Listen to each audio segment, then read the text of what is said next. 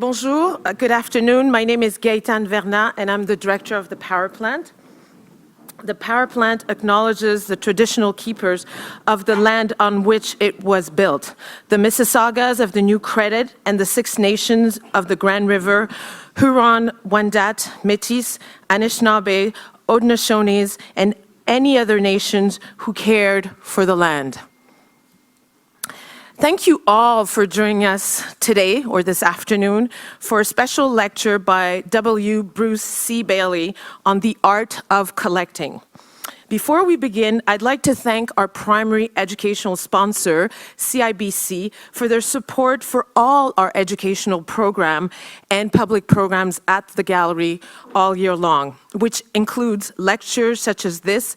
As well, I also want to thank BMO Financial for providing all year, all free access to our galleries to the public. The power plant also is grateful to our institutional funders, the Canada Council for the Arts, the Ontario Arts Council, and the Toronto Arts Council. We are never tired to say thank you to all of the people who support the projects and the programs that we put together for you, our audiences. Last but not least, I would like to thank our partners at Harbourfront Centre, and also I want to do a special thank you to the amazing team at the power plant. None of this event today would have been possible with our amazing education and public program team, and under the amazing leadership of Christine Bowen. I really want you to give them a big round of applause.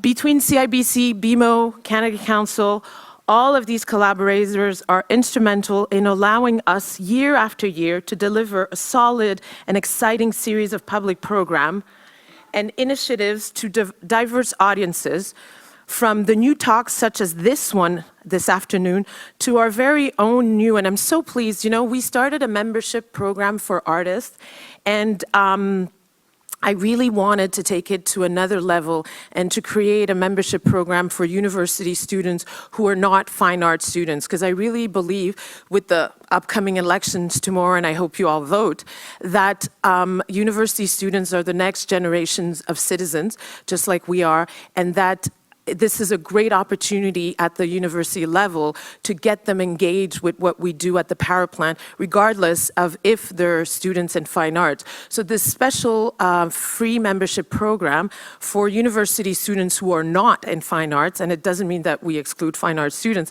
but the incentive is to really open university students' horizons and to make them understand that regardless that if they are in the arts or not, they should be interested in contemporary art because it really matters to them.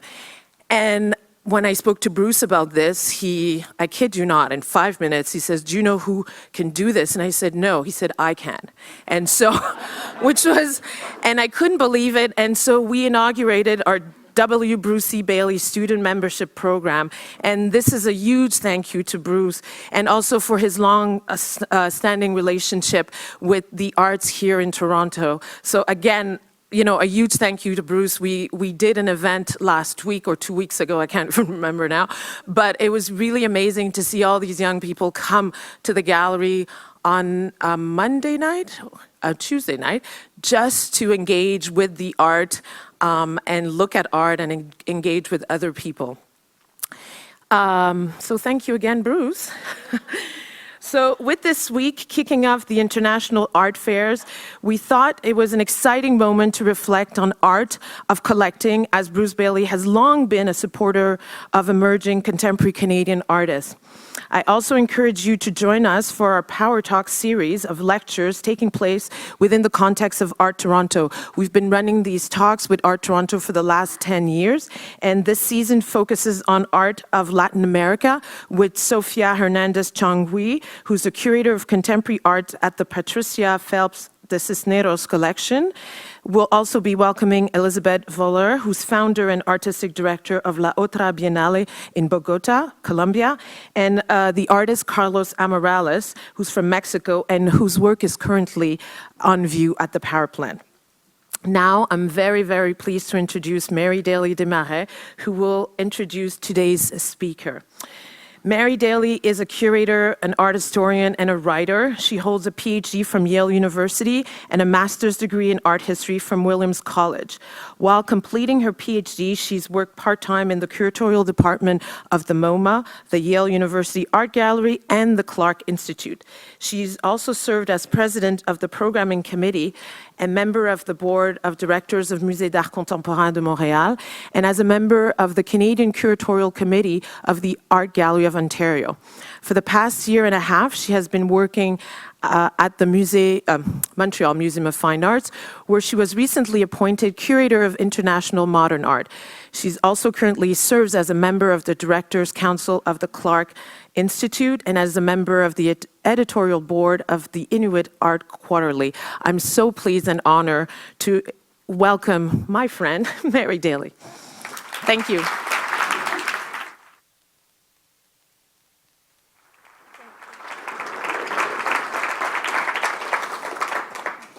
Thank you very much, Gaëtan.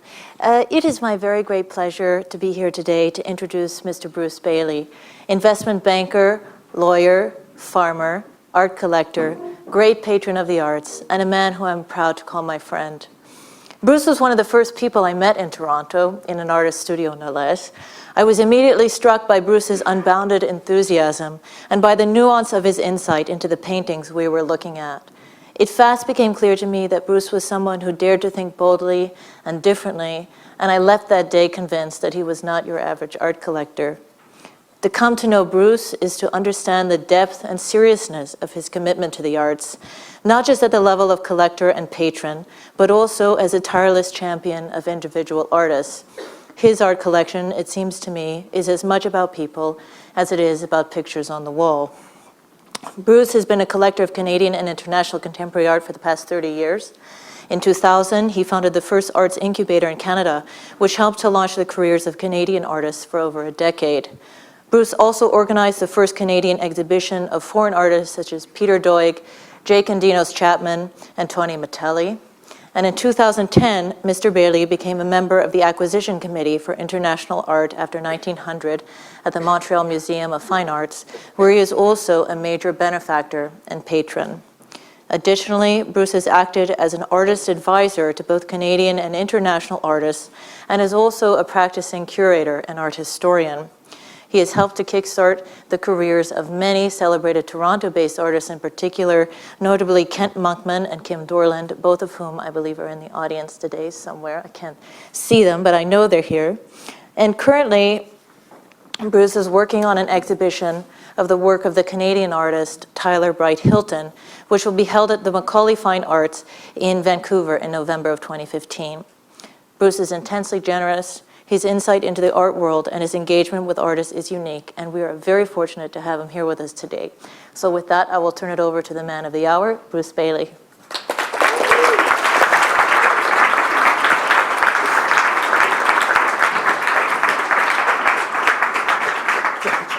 Thank you, Mary-Dailey.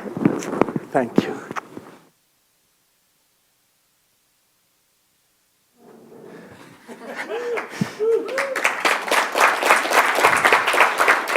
Thank you. Thank you so much, Mary-Dailey, for your kind remarks. I want to thank Gaëtan Verna and her team, Nadia Yao, Amanda Ratage, Adrian Costantino, Christine Bowen, and also Eleni McKinnon of the Harbourfront Center. I also want to thank Kim Dorland for coming today from Vancouver. Kim has been doing something very interesting in painting in Canada, and he just keeps getting stronger and stronger, and I'm very glad to have you here. I also want to acknowledge the presence of a couple of special friends who are here from London, England. Lord Lovett, who's Chief of Clan Fraser of Lovett, and Colonel-in-Chief of the 78th Fraser Highlanders, is here today with his lovely fiancée, Petra Palumbo, who's the daughter of Lord Peter Palumbo, who is a major figure in the English arts world, who was on the British Arts Council. He was chairman of the Serpentine Gallery in the days of Princess Diana. And he also bought and renovated and restored Mies van der Rohe's Farnsworth House in Plano, Illinois. It's so nice to have them here, and they actually got engaged yesterday in Toronto, the city of love. If you could, I know it's dark here, maybe you could stand and, but anyway, you'll meet them at the reception. They're wonderful people. Okay, I think those are all my introductory remarks. Let's get started. Okay. Okay. Oh, I clicked twice, sorry.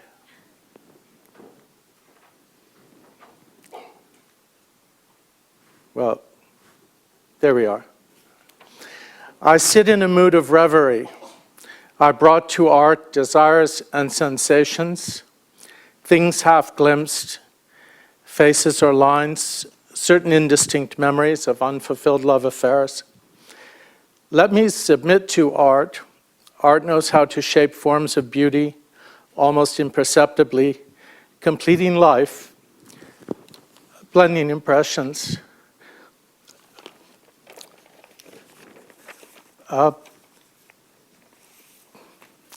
blending day with day. Constantine Kafafi, 1921. I got started in the art world in collecting, I think, to have beauty in my life. I grew up on a farm outside of Aurora, Ontario, which in those days had a population of 5,000. My father was a country lawyer. My parents were children of the Depression and children of World War II, and wanted their children to have a better life, and so they made sacrifices, as parents do, so that we could travel. And I was exposed as a teenager to art in Europe, and it's something that I always wanted to have in my life. The elephant in the room today is the fact that, sorry, I'm not sure what I'm doing wrong or if I'm doing something wrong. Okay, here we are. The elephant in the room today is that, to be completely honest, the greatest art collectors in the world are born. They're not created. And that doesn't mean that you can't have art in your life, and I'm a proponent of everyone having art in your life. I started my collection when I was a student at university. I had the good fortune, the wheel of fortune turned, and I won a scholarship, and I was able to buy a couple of prints, the collective cost of which was $1,000. One was a Michael Snow, and one was an Eric Fischl. And I was living with a group of wonderful guys out in Halifax in Portuguese Cove. And we suddenly had art on our wall, and we felt very sophisticated. And I'm not sure it helped us so much with our sex lives. You know, there's that great scene in the Sex and the City when the guy's trying to pick up Samantha or someone else and says, you want to come up and see my Ross Bleckner? Anyway, it's sort of, that wasn't the reason for getting in art, but every little bit helps.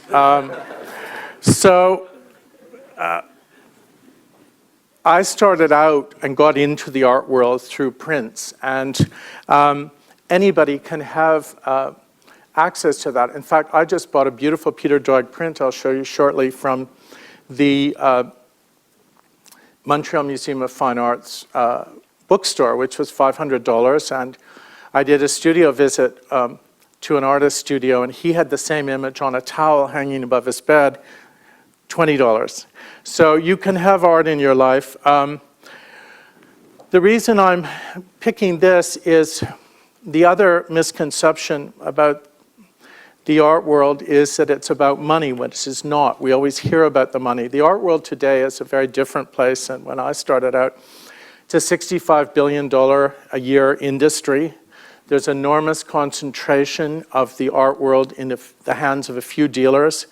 2/3 of all of the art today, material art, sculptures and paintings, are sold at art fairs. 90% of the art is sold by the top 15 galleries in the world.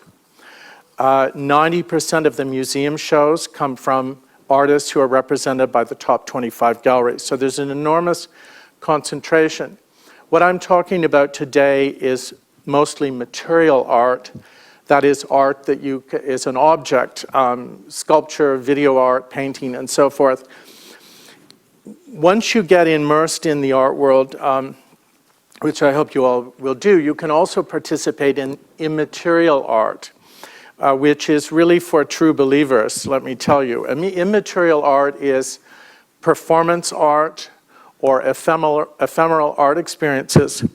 One of the artists that I admire very much, and I wish I owned some work by him, but I don't, is Klein, who actually trademarked Klein blue, the color blue, and had a table, and his paintings were done in Klein blue.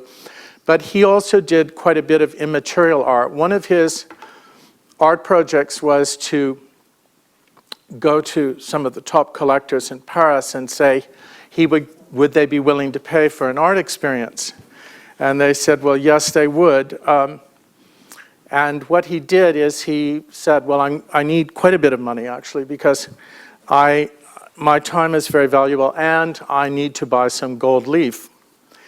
And then he took the collector to the Pont Neuf in Paris with the sheets of gold leaf in his hands, and he crumpled them together and threw them off the bridge, and the gold glittered down into the sand and was taken away.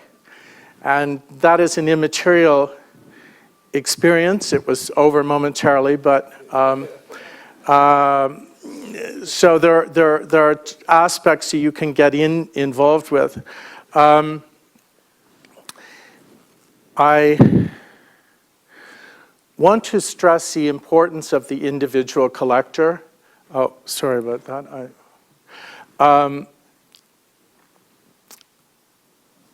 The individual collector is often the first person who supports an artist. And the foreign artists in particular, when they have a supporter, a collector, an arts patron, they never lose them.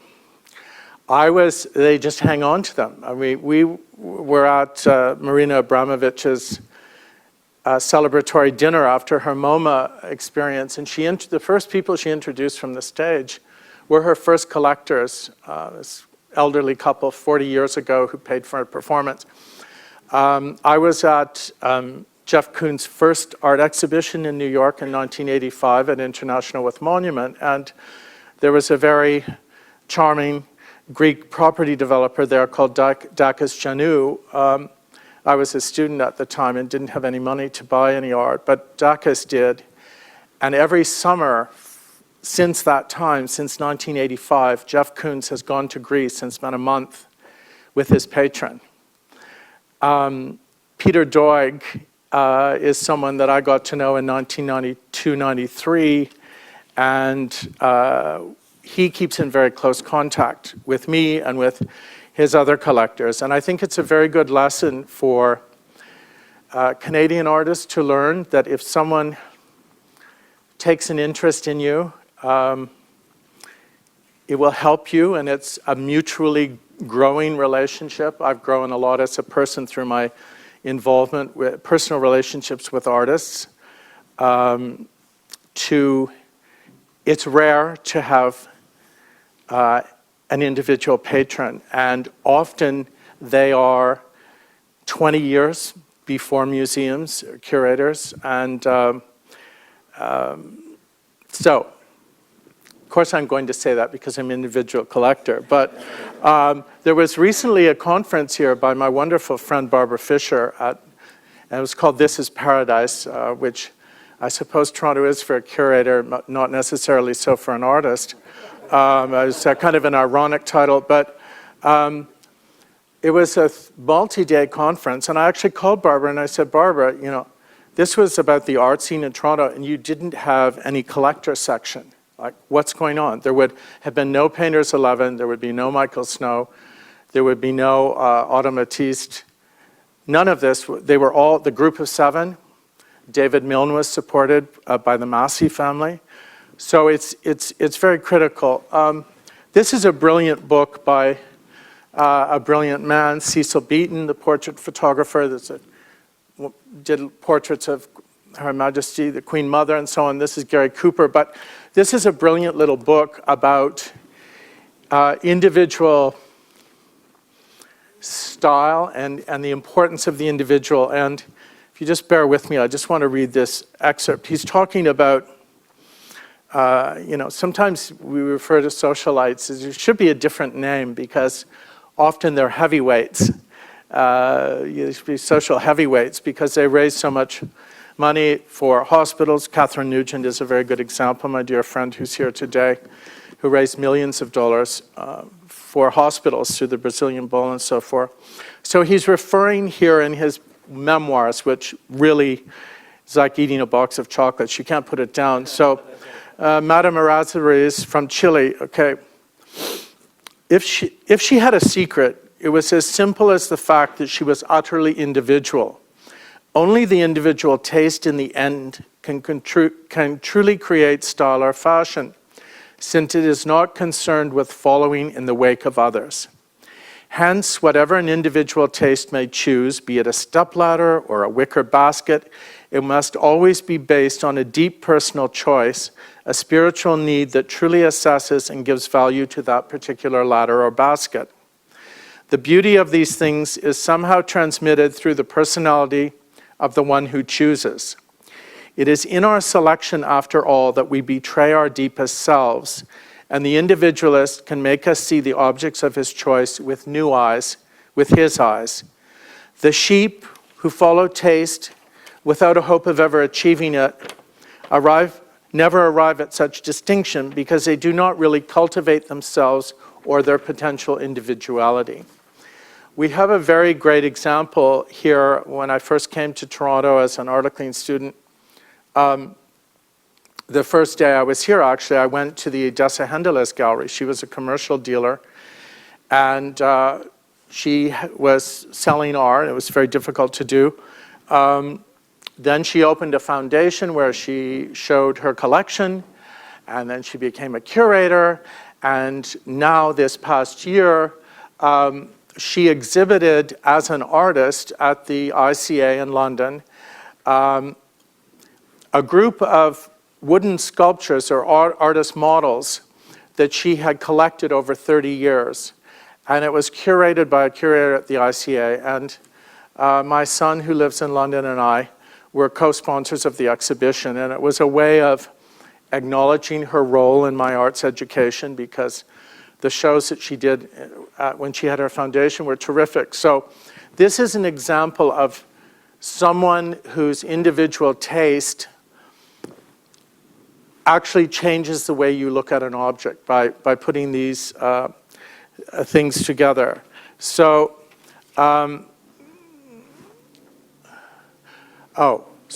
sorry about, I could only find a selfie. We live in the day of the selfie. So this is my getting started. So what can you do? I want to talk a little bit about art advisors, art dealers, art curators, and involvement with museums as you're trying to make your way.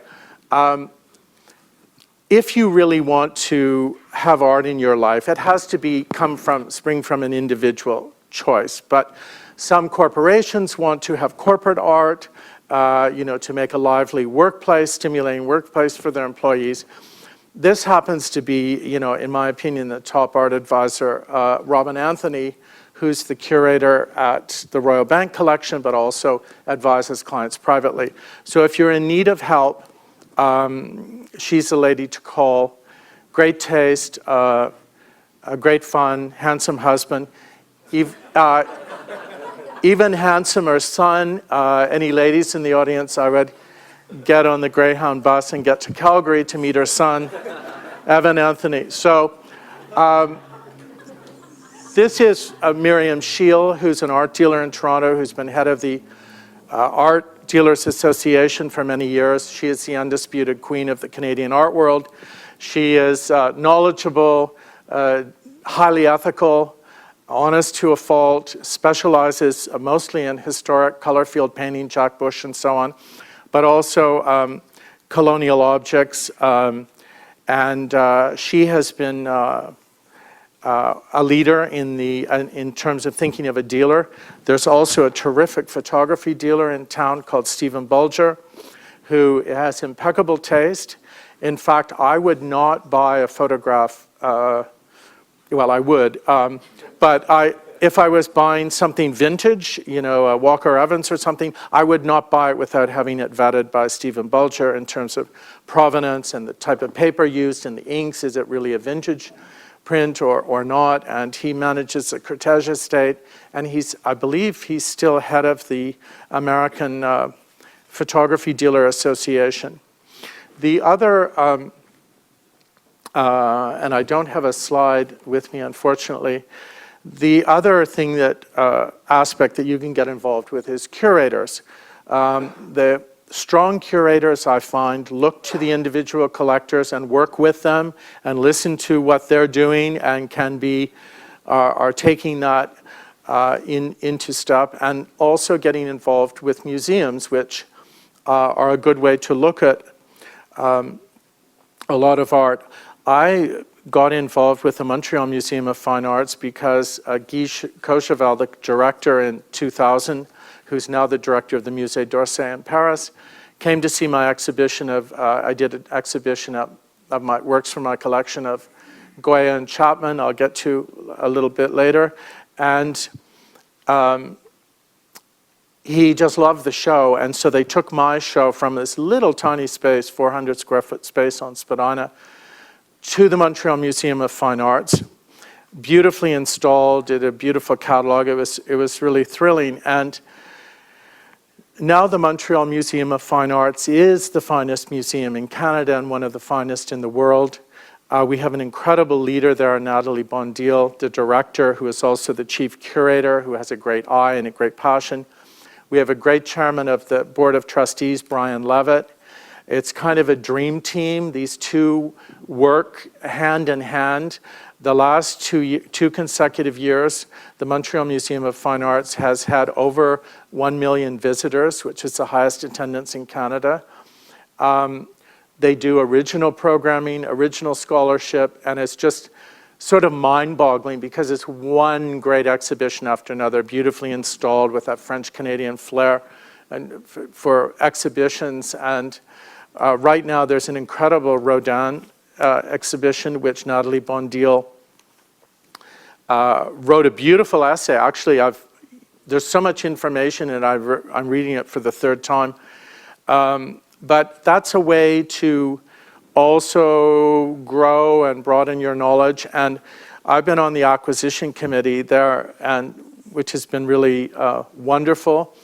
Been involved in some shows there and recommending shows and helping add my 2 cents worth. I'm probably the weakest link in the chain on our committee. I can tell you, no, I mean, it's incredible. We have David Appel, who's the scion of the Appel family, the Bloom Appel Theatre here in town. He's a great collector. We have Pierre Taberge, who is the former director of the National Gallery of Canada. Roy Heenan, who founded the Heenan Blakey law firm and was Pierre Trudeau's law partner, who's an incredible collector and has been a great mentor to me. And Denis Arcand, the filmmaker, and Alex Taillefer, the venture capitalist, who's also chairman of the Contemporary Art Museum. So it's really been a great involvement. So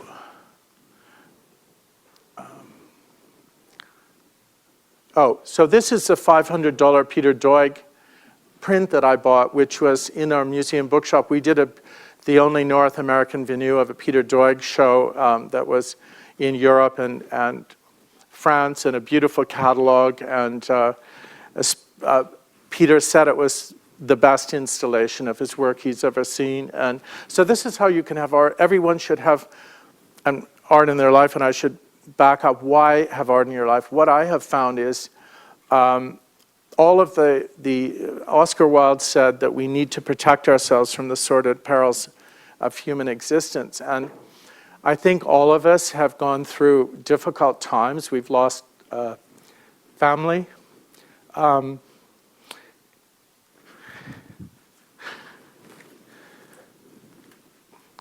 Sorry. So art can help you through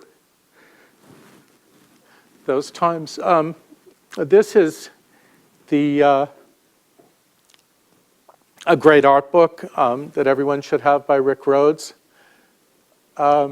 which is a good place to start with Canadian art. You have to have a bit of knowledge. You can't understand contemporary art without understanding Duchamp. This is a great book.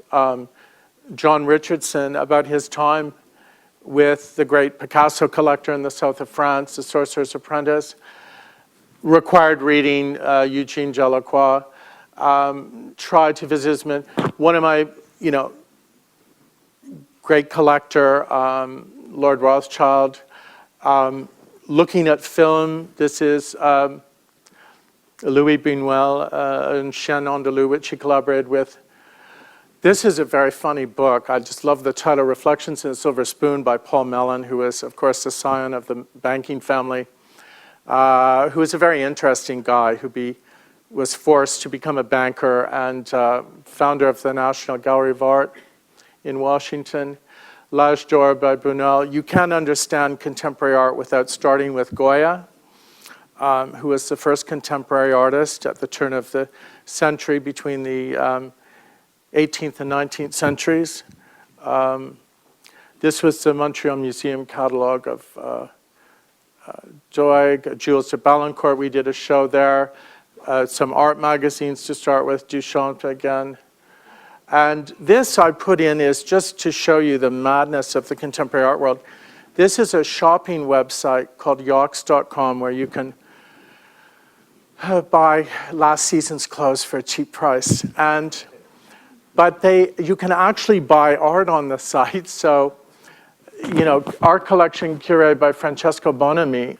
So you can again buy art for $200 or $300, curated by one of the great curators.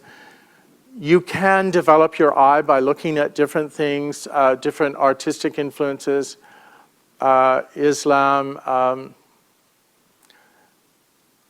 and that was a great collection, the Khalili collection. This is Ian Hamilton Finley's garden in Scotland, which is a whole art installation. He had, I think the condition's called agoraphobia, a fear of leaving one's home. So he never left this farm, and it's just an incredible sculpture installation. Oh, sorry. Chatsworth, of course, Deborah Mitford, the Duchess of Devonshire. They're doing, now her son, who's the current Duke, is doing contemporary art exhibitions there. He's the chairman of Sotheby's, and his son, the Marquis of Hartington, who lives in their castle, Lismore Castle, is doing contemporary art exhibitions in Ireland now. So, I mean, these people have been collecting for, 600 years. Just getting involved in looking at architecture can also help refine the eye. And then I'm a great believer in Canada. I mean, Canada's the future, and the future is now. It's just an incredible, particularly the young people in Toronto, just going around the city with Simon and Petra, and just the great energy and how gorgeous these kids are. I mean, I wish I had a drop of their blood. I have this boring Scottish genes. But if you're ever feeling blue, just get on your bicycle and ride down at 8 a.m. to the corner of Dundas and Yonge and just stand there and watch the students streaming into Ryerson. And it's just incredible. And you stop them and say, what's your national background and so on. And they're just these very dynamic, and they're half Persian and half Afghanistan and German Canadian and Italian. So We have been hiding our candle under a bushel for far too long. We are a great people. Canada has so many significant cultural figures, from Leonard Cohen to Alice Munro, who won the Nobel Prize, to Robertson Davies, to Stephen Leacock, and Joni Mitchell. And we have the equivalent excellence in our artists. It's just more difficult because we're a small country population-wise, and art has to travel. For art to be seen is more difficult than music to be heard or a book to be read. What I would encourage you to do is, a lot of people say, well, how do I get involved in the art world? And you read all these things, and you have to read books, and you have to take an art history course, and you have to do a lot of reading and stuff. And I think you should just do it, and just go to the art fair and just buy something, because until you've written the check and bought something and made the commitment, and you can get started right here. And I'm just going to go through some Canadians. This is Lois Anderson, who does these wonderful mechanical sculptures and text-based pieces. This is a young artist, Matt Biasant, who's from Northern Ontario, who's sort of doing something fresh and new, but influenced originally by Morisot. Oh, sorry, I'm clicking. This is Marco Bertuzzo, who does watercolors. These are allegorical things. I bought this to put in a children's bedroom at Justice and teach them all the right values. And he's being accepted to go to graduate school in England. This is Jeff Bjerk, one of the sons of the famous painter, and they're an artistic family. He focuses his photography on people that we often ignore, the homeless and the underdog in society. And it's sort of like a Canadian original version of, in the same kind of school as Nan Golden. No one will give him a show in Toronto because, sort of the subject matter, but he needs to really be in New York or Berlin. This is Sherry Boyle. This is actually a piece in my collection. She does porcelain, but also works in drawings. This is about 3 feet long and 2 feet high. Alfredo Francalle, who's with us today, the Spanish artist. He showed at my arts incubator the photography. He was then picked up in Descant, the journal, the University of Toronto, and then has gone on to do performance art. He was one of the performers at Marina Abramovich's re-performances at MoMA for 3 months. There he is performing Nude with Skeleton. And he has also done another performance piece called First Kiss, which is on the internet. This is Kim Dorland, who's here with us today. This was a very large, just give you the scale, it's in 2 panels. It was for a private commission.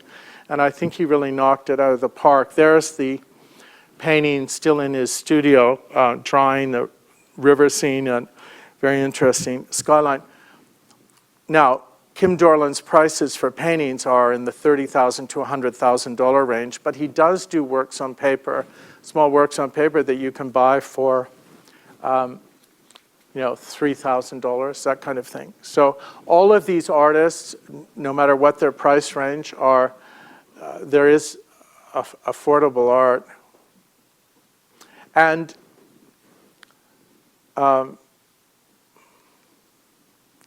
sorry, I'm stuck with my clicker again. Okay, Tyler Bright Hilton, who's here with us today,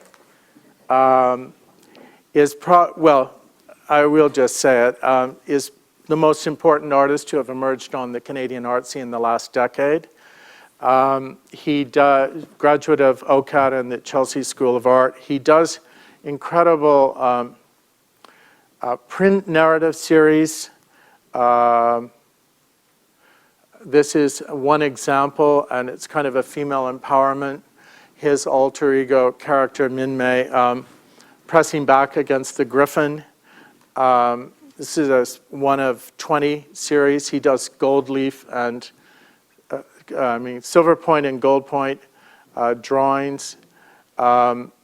what we had met previously and then re-met. And sorry, this is another one of the prints.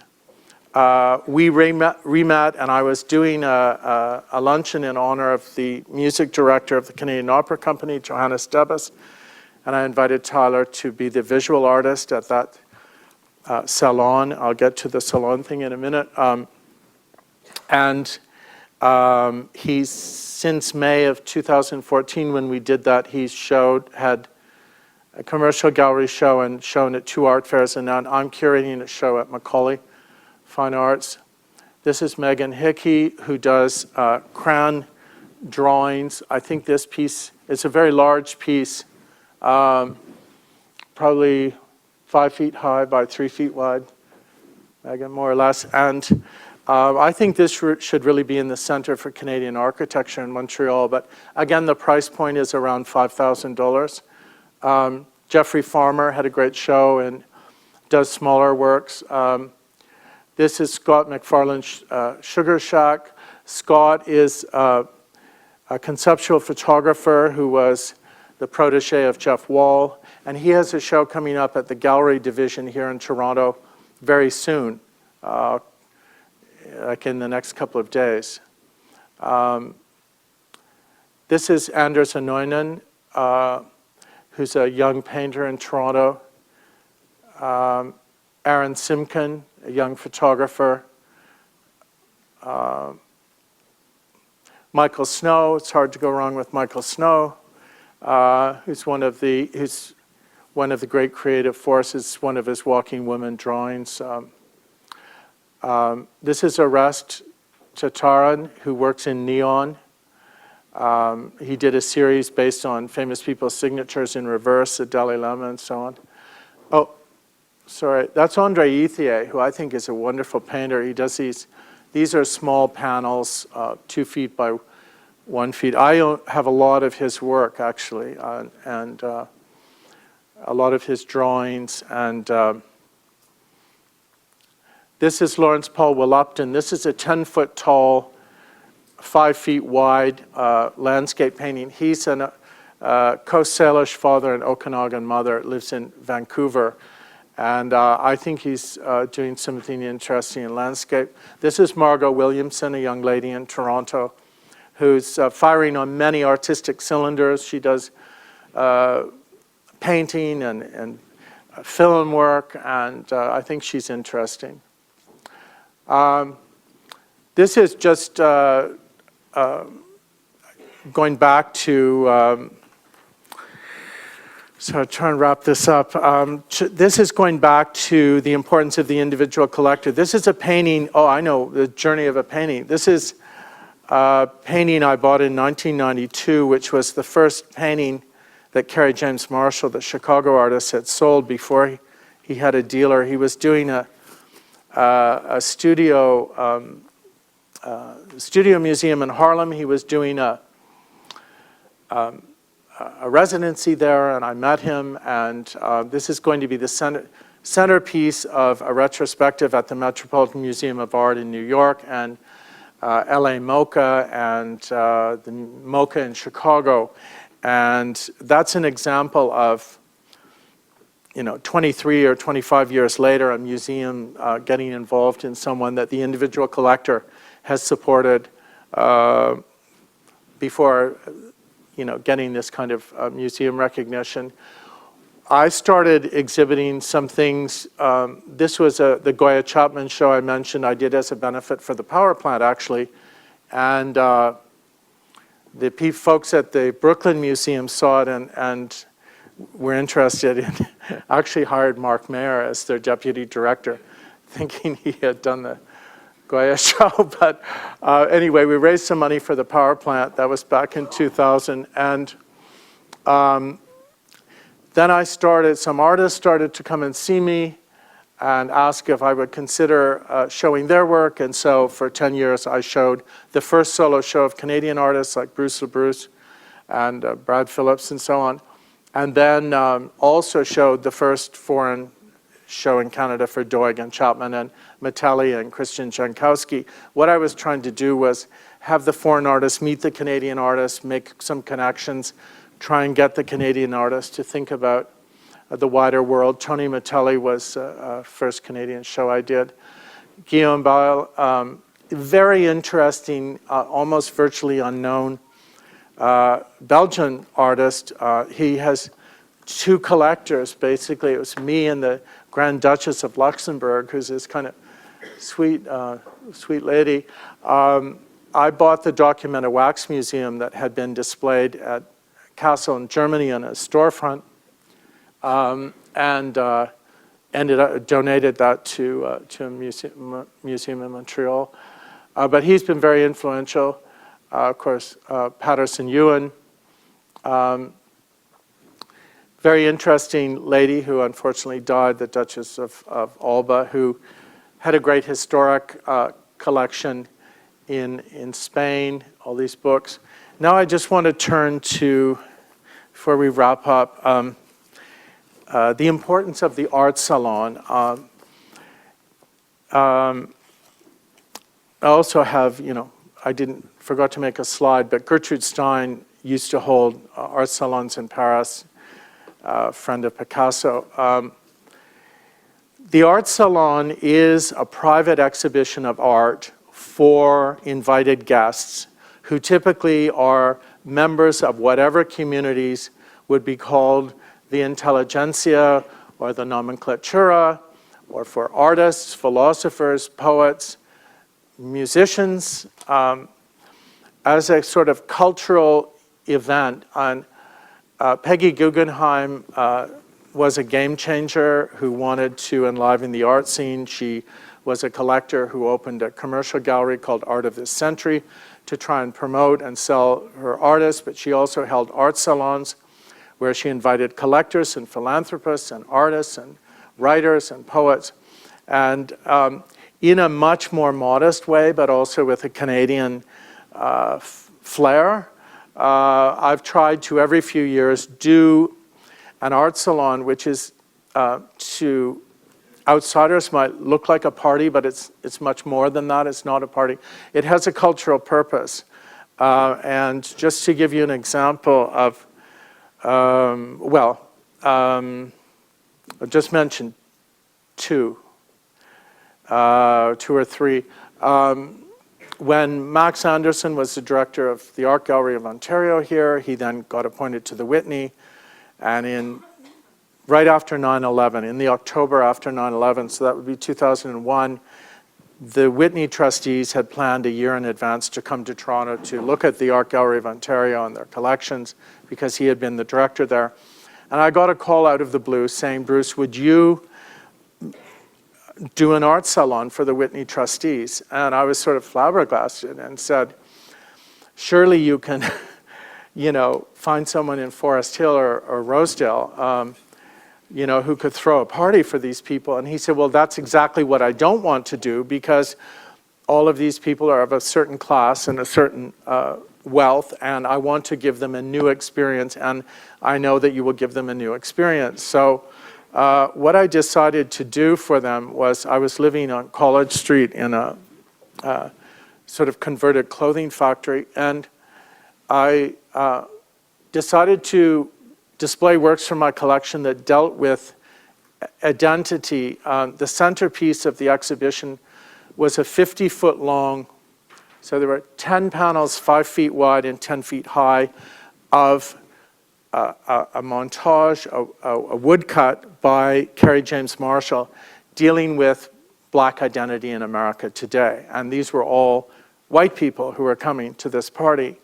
And so they came into my place and they had this vision of Black life in America. And then I had 2 other Marshall paintings, and then I had some Canadian identity paintings. Long story short, there were 90 people for dinner at round tables of 10. And we had a Canadian artist at each table with the Whitney trustees.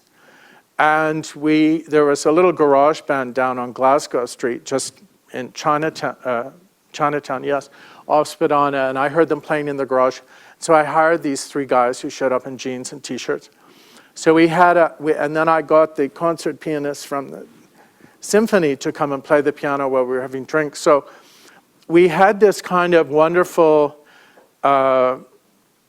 discussion of identity and black identity and what it meant to be American, and they were all very raw and emotional after 9/11. And we had a cigar atrium, and it really became a sort of a cultural catalyst, and it got people thinking in new ways and new dimensions. And as a result of that party, the chairman of the board, Leonard Lauder, asked me to be on his circle of advisors called the Chairman's Council, which I did for 4 years, and had an opportunity there to put in the idea to start thinking in different ways. Up until that point, only American artists could show at the Whitney Biennale, and we got the idea in that maybe the world was changing and that it would be good to bring outside influences into the American art scene, like I had done at this dinner. Anyway, long story short, the rules were changed and everybody got on board. And so now, from that moment on, any artist, they didn't have to be living and working in New York, they didn't have to be American, could show. And every Biennale since then, Michael Snow has been in the Biennale, and other Canadians, such as Terence Coe, have been able to participate. So I did that for 4 years, and then at a certain point, it's good to leave on a high note, and I wanted to get more involved with the Montreal Museum. So that's the power of an art salon. It's something that one wants to enjoy one's reputation for sprezzatura, but they're really kind of militarily planned, and it takes about 2 years to pull them together. But this is an example of that was a John Massey show I did in my space, where we had an art opening and a book launch. I got David Reminelli to write a catalog, and then we're able to do these things because we call on friends they're sort of like potlucks. We can get a haunch of venison here or there from a neighbor. And the wine companies have always come to me and sponsored these things. It's just great. So Dom Perignon sponsored that, and Veuve Clicquot sponsored the Chapman, and I think Belvedere Vodka did another. That's a Kiki Smith sculpture. So just in conclusion, I apologize for rambling. So just in conclusion, to have art in your life will help you get through rough times, will also amplify the joyful times, will be really a journey of self-discovery, and get you thinking in new ways, so that it's sort of like mental exercises. You start thinking about the world in different ways. I think it can help you in whatever occupation you're involved in. And it's also just a joy to live with art and to have beauty in your life. Thank you. Thank you. So.